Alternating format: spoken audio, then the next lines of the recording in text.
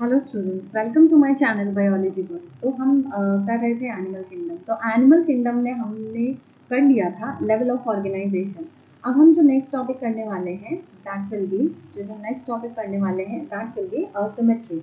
तो हम किसके बारे में पढ़ेंगे अब नेक्स्ट? तो हम नेक्स्ट जो पढ़ने वाले हैं दैट विल बी सिमेट्री। तो let's get started and see about the symmetry.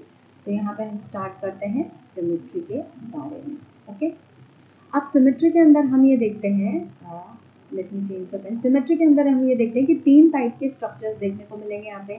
मतलब एक तो हमें देखने को मिलेगी असिमेट्री, मतलब कोई सिमेट्री ही नहीं है। दूसरा हमें सिमेट्री देखने को मिलेगी जो होती है रेडियल सिमेट्री। क्या होती है? Radial symmetry.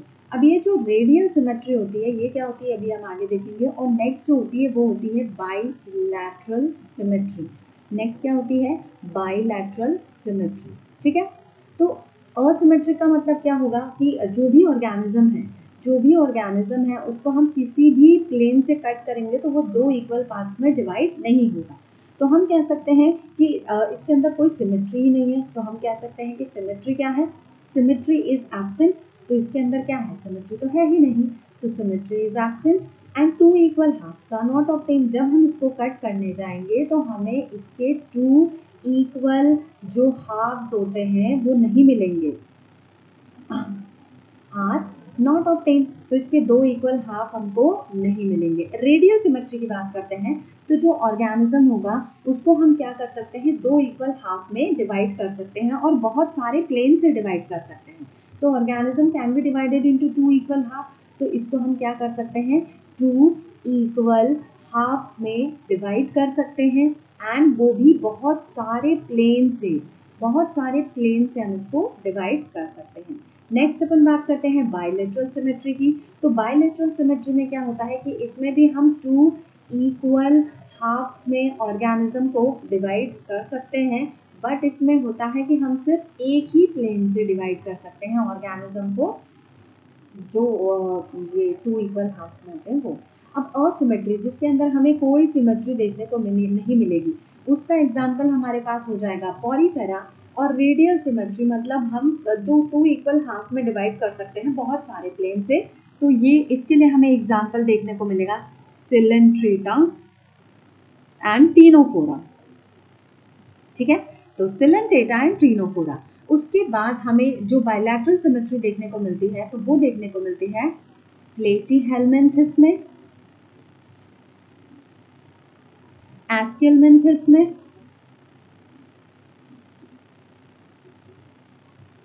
Platyhelminthes, एस्केल्मिन्थस, Annelida, Mollusca,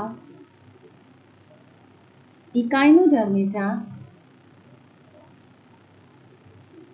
यहाँ पे नोटिस करने वाली बात यह है कि जो इकाइनोडर्मेटा होता है, ठीक है, तो जो इकाइनोडर्मेटा होता है उसके अंदर जो उसका लार्वा होता है, ठीक है, तो इकाइनोडर्मेटा का जो लार्वा है वो शो करेगा बायलैटरल सिमेट्री। बट इकाइनोडर्मेटा का जो अडल्ट है, तो जो अडल्ट है ना वो शो करेगा हमारा रेडियल सिमेट्री। तो यहाँ पे प्लेटीहेल्मिन्थस, एस्केल्मिन्थस, एनालिडा, मोलस्का, इकाइनोडर्मेटा, उसके बाद यहाँ आ जाएगा हेमिकॉर्डेटा, यहाँ आ जाएगा हेमिकॉर्डेटा एंड देन आ जाएगा कॉर्डेटा। ठीक है, तो ये सारे क्या शो करते हैं? बायलैटरल सिमेट्री को शो करते हैं।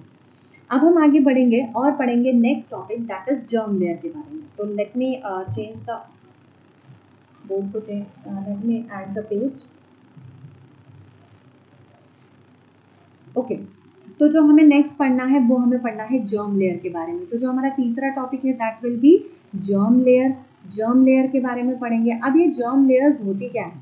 तो इसको अंडरस्टैंड करने के लिए हम देखेंगे कि जब भी सेक्सुअल रिप्रोडक्शन होता है तो वन सेल का एक स्ट्रक्चर बनता है जिसको हम क्या बोलते हैं? जाइगोट बोलते हैं।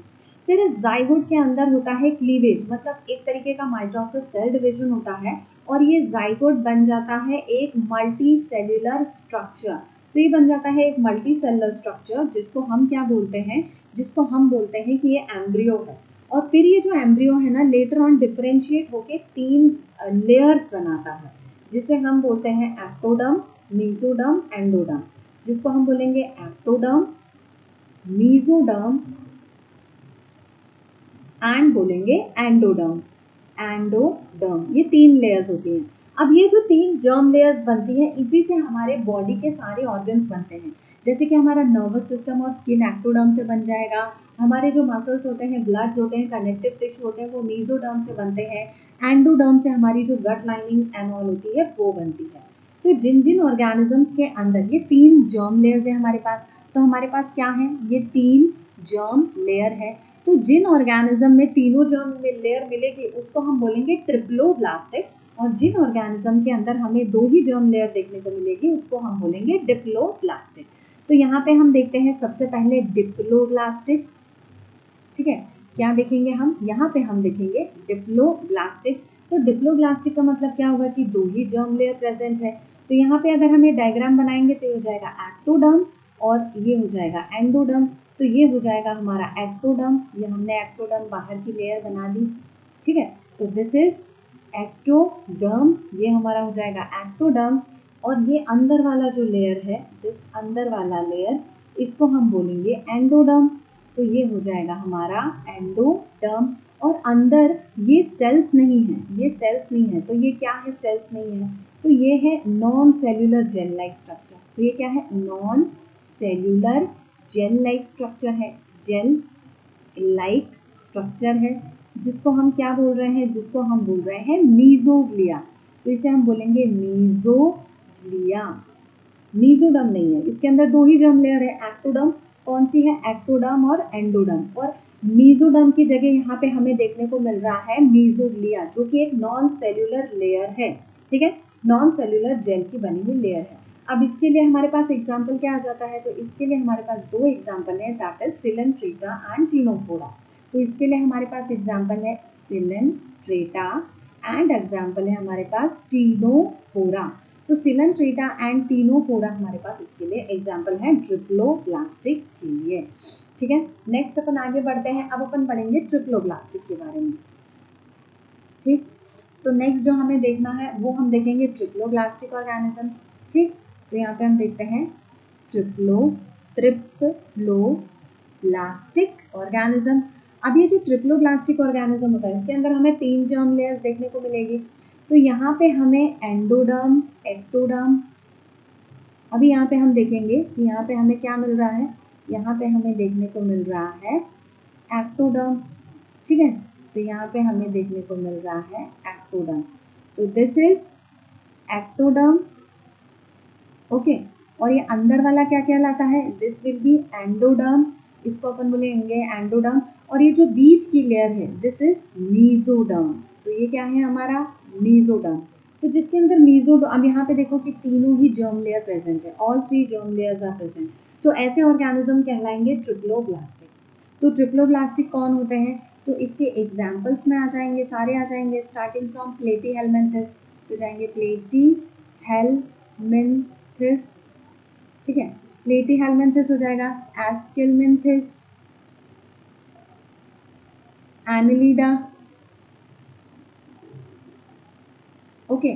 तो हो जाएगा annelida, platyhelminthes, aschelminthes, annelida, arthropoda, Echinodermata,